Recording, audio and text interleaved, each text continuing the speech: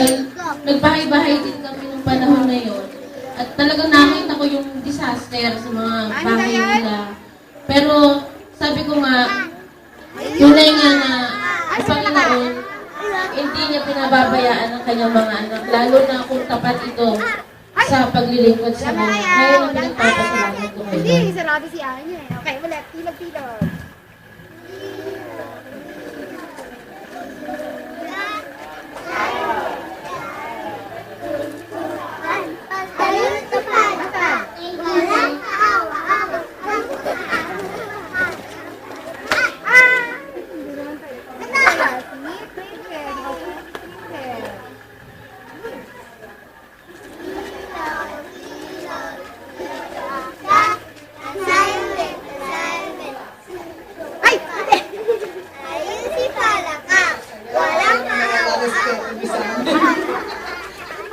Magandang umaga sa inyong lahat. Magandang umaga sa Panginoon.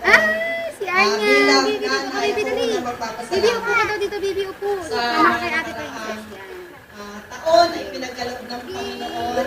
Kung isipin mo nga kung kailan ka nakakilala sa Panginoon, mas maraming pagsubok. Kasi kung hindi ka nakakilala sa Panginoon, walang conviction. So kung nakakilala ka sa Panginoon, mas alam mo, tinitest ka ng Panginoon kung hanggang saan ka. Kasi sabi nga ni Lord, maglilingkod ka lang ba kapag nasa kasaganahan o kaligayahan ka. Dapat makita rin ng Panginoon kung nasa kabigatian, nasa kalungkutan, nasa kabigatan talaga, patuloy pa rin ba tayo maglilingkod. Ang pinagkaloob sa atin ng Panginoon ay free will. Kaya minsan kapag tayo nangihinga, totally mo natin isipin na hinabayaan tayo ng Panginoon. Actually tayo ang tumatawag sa kamay ng Panginoon. Kaya ako sa kabila ng nagpupuri na papasalamat ako sa Panginoon sa kalakasan na patuloy na pinagkakaloon. Kasi kung tayo bilang tao lang, talagang aatras tayo. At sasabihin mo, mas mabuti pa sa dating relihiyon na kahit ano gawin mo pwede. Pero dahil tayo tumatanda na sa Panginoon, ako ang New Year's resolution ko na 46 na ako, pabibigyan ako ng Panginoon ng 80 years, sabihin mo, ako'y nangangalahati pa lang. Pero ang sabi ko sa Panginoon, gusto ko ang buhay ko gamitin sa Kanya. Kaya lahat na ipinagkakaloon niya, financial blessing, maging spiritual strength, ay dapat maibalik sa Kanya at magamit para sa ikakaluwa ng ating salamat sa lahat ng blessings sa pagpapala ng Panginoon. Maliit man ito, malaki man ito.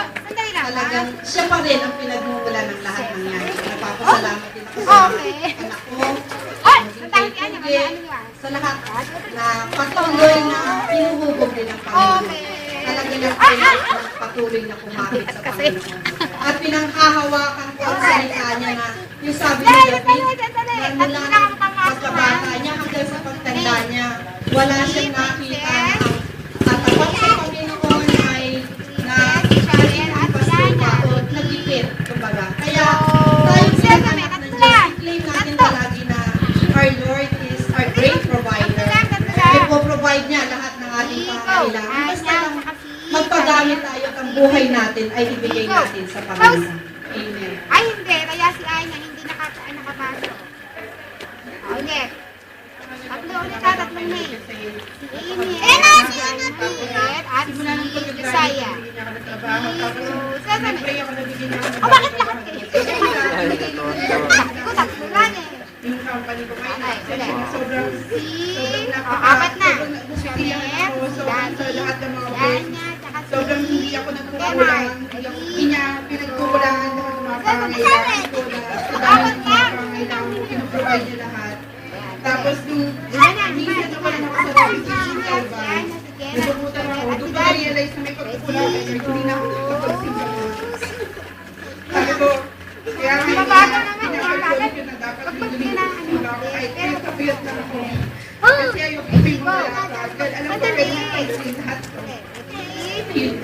O, anim na. 1, 2, 3, 4, 5, 6, 7, 8. Bilang din siya. Ulit.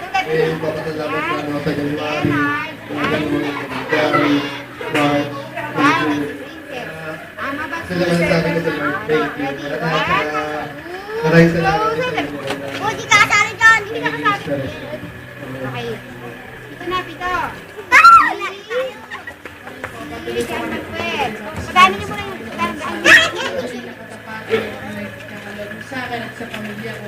Nagpapasalamat ako sa ministry na meron ako ngayon na sa patuloy pa rin ako yung ulit na. Patuloy rin ako nagpapasalamat sa Panginoon kasi sa marami Sino taong wala? naging tapat siya sa akin, sa pag-aaral ko, sa kalungan, sa Sa'yo, hindi na hindi nakasama yan.